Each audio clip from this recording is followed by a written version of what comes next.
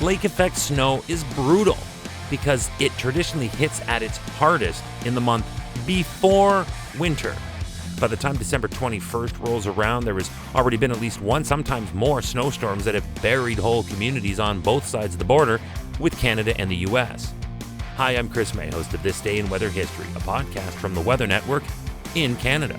And today's episode is accompanied by a podcast video short that you can watch on TV or online at theweathernetwork.com/weather history. While you're online, you should check out the videos that you may have missed. Hey, they're only 2 minutes, so it's a truly easy binge.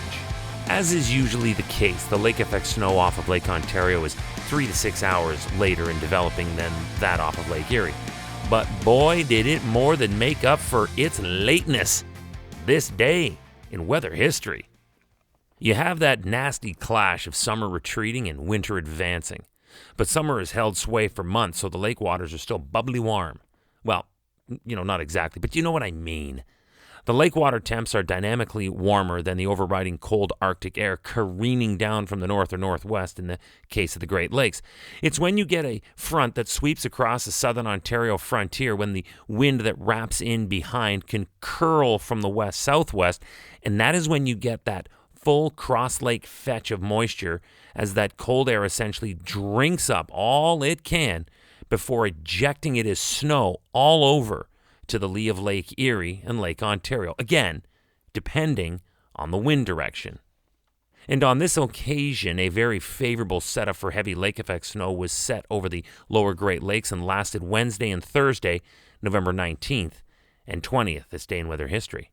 The surface area of low pressure over the upper Great Lakes on the Wednesday afternoon tracked across southern Ontario to the Ottawa Valley by Thursday morning, then to the St. Lawrence Valley by that evening on Thursday.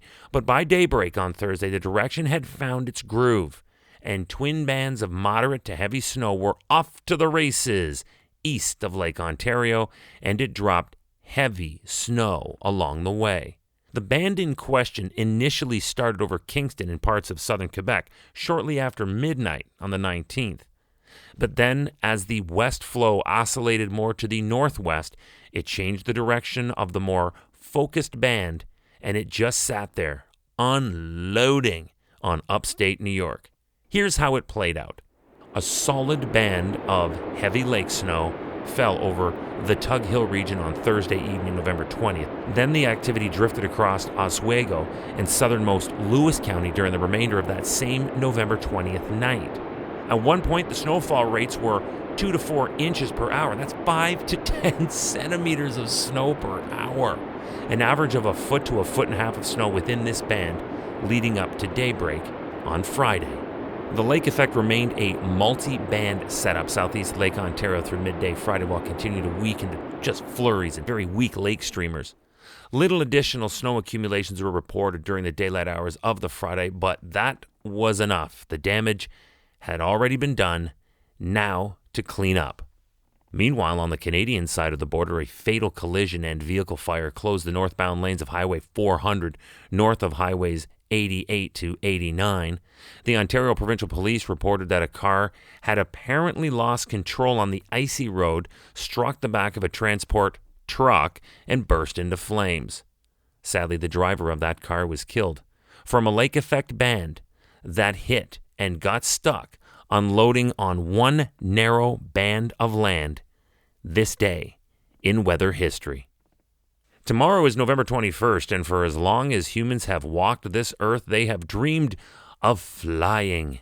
There were Greek myth stories of a character called Daedalus who made wings of wax.